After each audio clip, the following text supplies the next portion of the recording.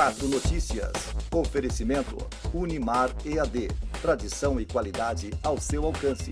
Acesse unimar.br. Taust, faz toda a diferença. E Menin Engenharia. Destaques que você confere a partir de agora. 4 Notícias, a informação para você.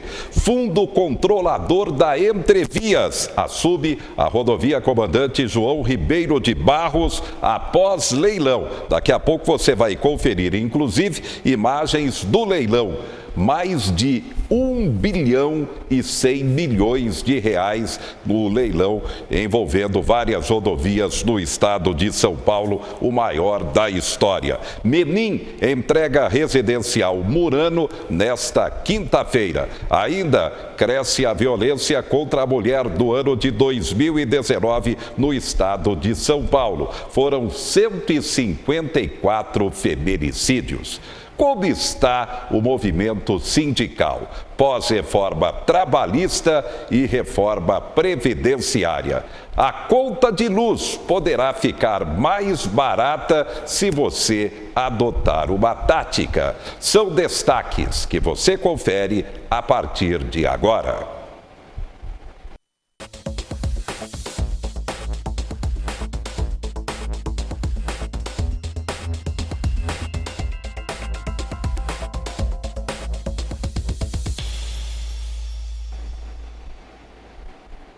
E o ano de 2020 começa com uma novidade na área trabalhista com relação ao Fundo de Garantia. Confira qual.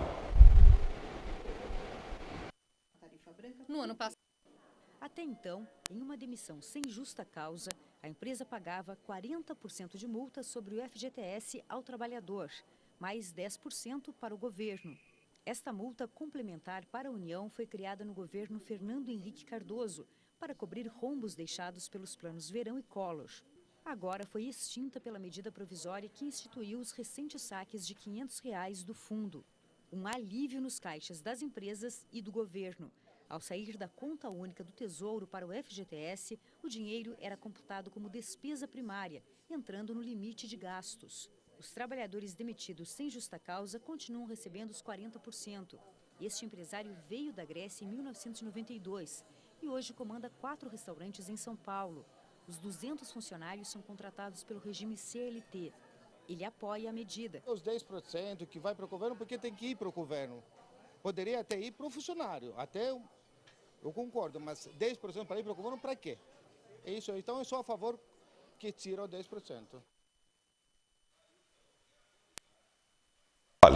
Reforma previdenciária, reforma trabalhista, trabalhista previdenciária. Como está o momento para o trabalhador neste ainda episódio complicado da economia? E o movimento sindical, como anda? Estamos recebendo Adelson da Silva Monteiro, ele do Sindicato dos Eletricitários. Ele do Sindicato dos Eletricitários e um dos fundadores do PT, o Partido dos Trabalhadores, há cerca de 40 anos no estado de São Paulo e, é claro, também no Brasil. Adelson, boa noite. Boa noite, Zé Henrique. Você é realmente um dos fundadores do PT, confirma isso? O PT nasceu em Lins, na cidade de Lins. Em que ano? Eu tinha 15 anos de idade, em 75. E após isso, em 78, ele foi transferido por uma carta magna para São Paulo. E o PT em São Paulo foi registrado só em 92. E eu fazia parte disso aí. Mais 12 companheiros em Lins. E o Sindicato dos Eletricitários, falando também sobre ele. O Sindicato dos Eletricitários, nós constituiu ele, né? Ele ficou na mão de uma direção durante 50 anos.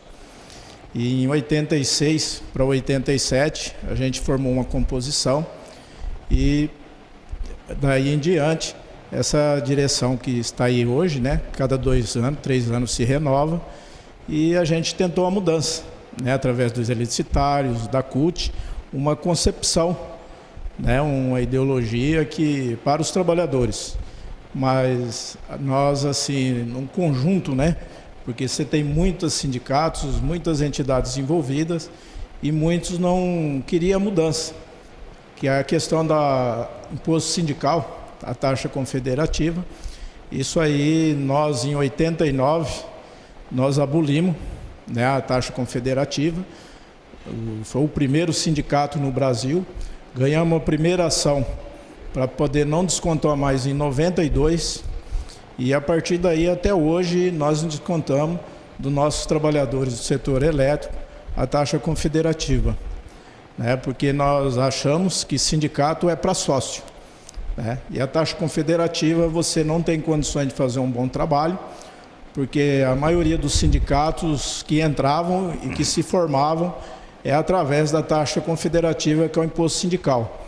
E essas pessoas se enriqueceram, os sindicatos se enriqueceram, e a gente era contra esse processo. Então nós cobramos um X do salário base do trabalhador e convivemos com isso até hoje, né? E uma base grande, que é de ponta a ponta em todos os estados, gastamos muito e sobrevivemos. E outro sindicato que é 50 quilômetros, 60 quilômetros de distância, imagine o quanto essas pessoas guardou de dinheiro, né, nesse universo aí do imposto sindical. Momento trabalhista, pós-reforma do trabalho, a reforma previdenciária e o momento sindical com a questão da própria contribuição. Como você avalia, Adelso? Os sindicatos, na nossa avaliação, somente a questão das centrais, né?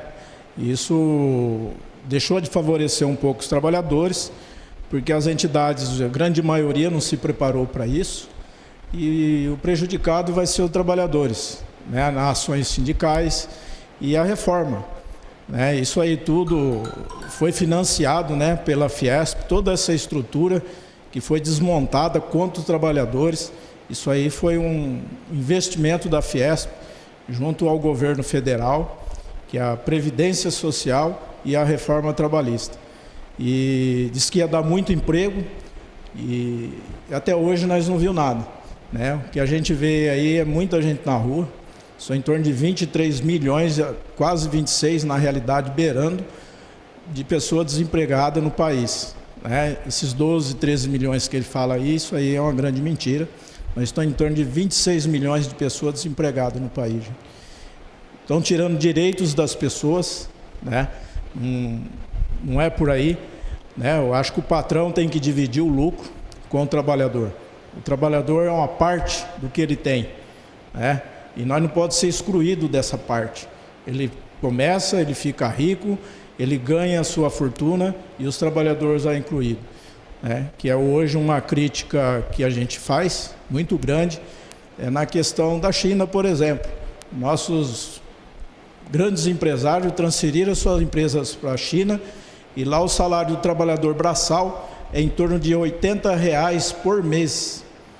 Então é trabalho escravo, né? É marmita, dormir na rede.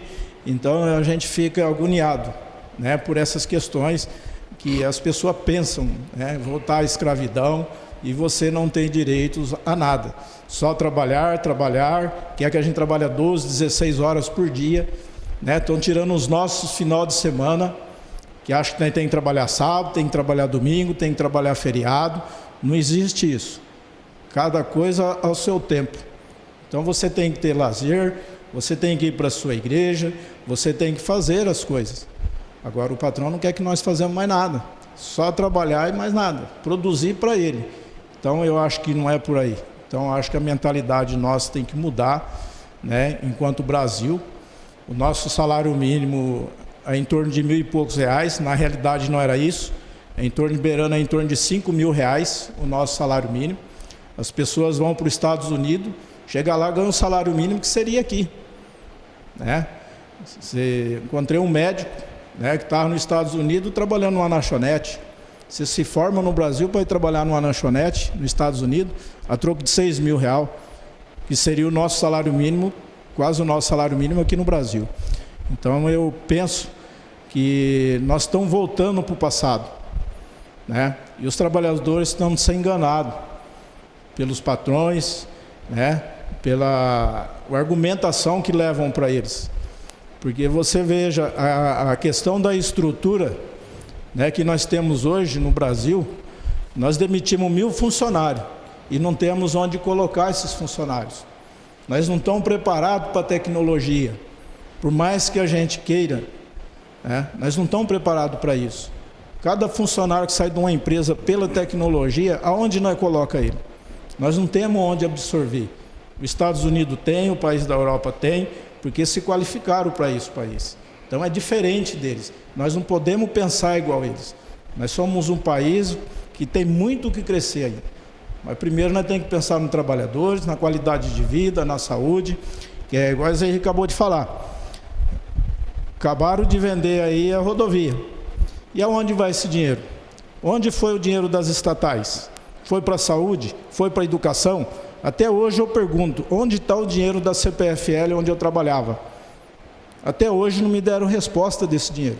Ele não foi para lugar nenhum, ele foi para o bolso de alguém, menos para o Estado.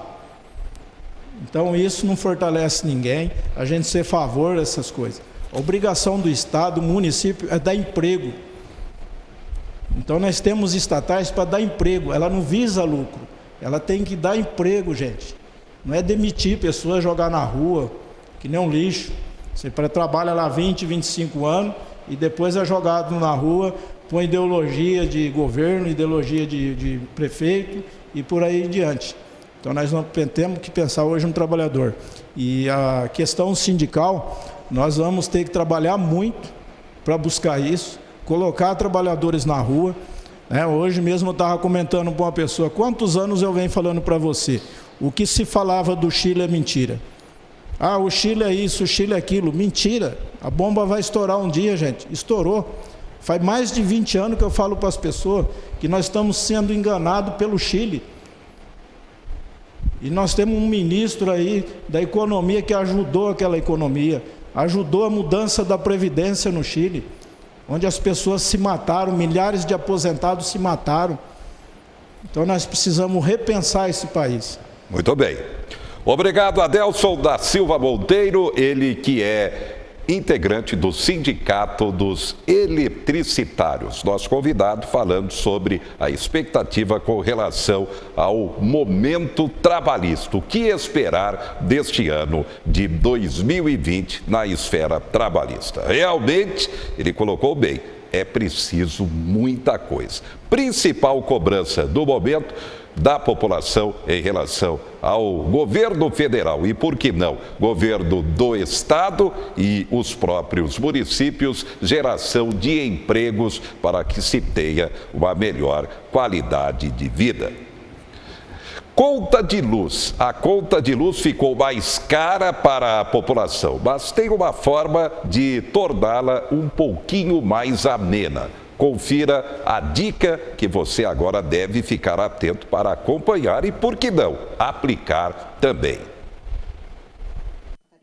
No ano passado, com a chegada do verão, a conta de luz de Luciene dobrou.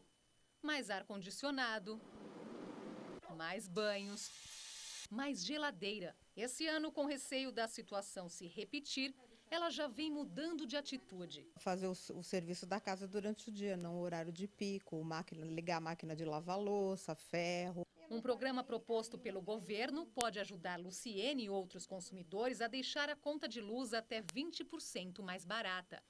A tarifa branca traz valores diferentes dependendo da hora e do dia da semana em que a energia elétrica é consumida. Da meia-noite às 5 da tarde e das 10 da noite à meia-noite, a energia é mais barata.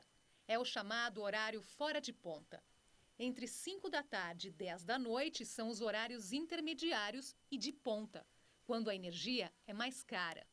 Nos feriados nacionais e nos fins de semana, o valor é sempre fora de ponta, mais barato. O horário de verão aqui no Brasil nunca teve a intenção de economizar energia, e sim de diminuir a demanda no pior horário, que é aquele horário de fim de tarde, né? Geladeira, micro-ondas, forninho, freezer. É muita coisa que entra na conta de luz. E quando surge uma oportunidade de economizar, a gente logo pensa, opa, vou aderir.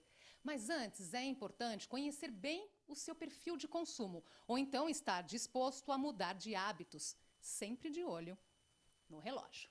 Se eu utilizo, tomo meu banho, gasto ali com ar-condicionado, ou estou utilizando muito mais a energia nesse horário, se eu tiver como utilizar fora desse período, eu tenho a opção de pagar mais barato. Nessa fase de expansão do programa, todos os consumidores podem aderir, exceto os de baixa renda, que já têm a energia subsidiada. Quem tiver interesse precisa pedir à companhia de energia elétrica a troca do medidor.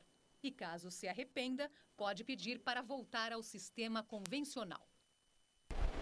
Muito bem, tá aí então a dica está dada. Aplique. Daqui a pouco, Construtora Merim entrega desta quinta-feira Residencial Murano. E também temos a questão do leilão da Comandante João Ribeiro de Barros. Vem pedágio por aí. Já já.